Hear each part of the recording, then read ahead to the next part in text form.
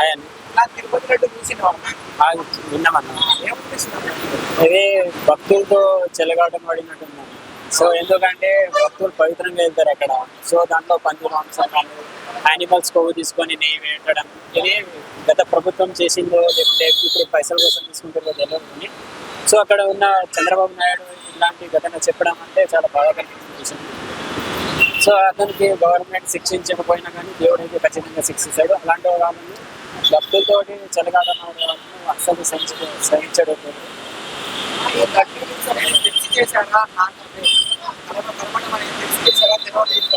So ఇప్పుడు ఆ news బయటకు వచ్చిందంటే ఆయనకి తెలిసే చేసేది కావచ్చు.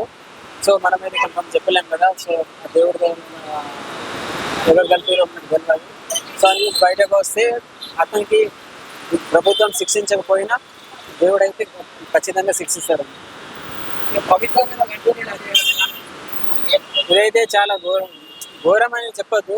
సో దానికంటే ఎక్కువ అండి. ఎందుకంటే భక్తులకు పవిత్రంగా ఎంత మంచిగా వస్తారు. ఇల్లిగాడ ఫ్రెష్ అప్ అయ్యి మొత్తం స్నానాలు బట్టలు చేసేసి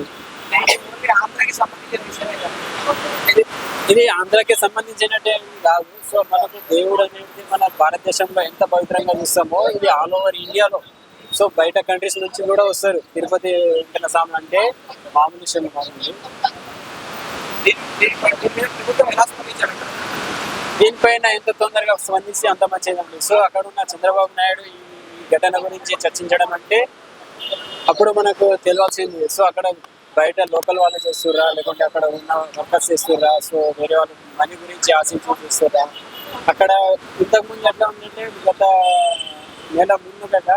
సో అక్కడ ఉన్న నెయ్యి ఎట్లా ఉందో, సో అక్కడ ఉన్న స్పెదర్స్ ఎట్లా ఉంది. సో ఇప్పుడు అక్కడ అనిమల్స్ కొవ్వు కలపడం చాలా బాధాకరం.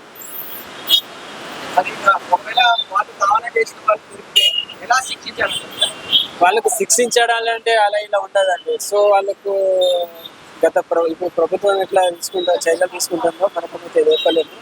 సో నాకు తెలిసింది చెప్తున్నానైతే అతనికి ప్రజల మంది ముంగట వచ్చి దేవుడి నిలబెట్టి వాళ్ళ కూర్చోబెట్టి నేను చేసిన తప్పుకి దేవుడే నాకు శిక్షించాలని కోరుకుంటున్నాను.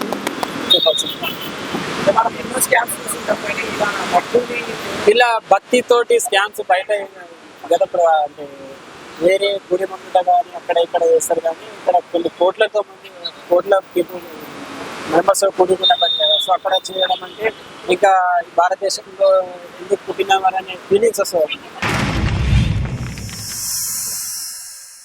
Like and subscribe Eagle Media Works.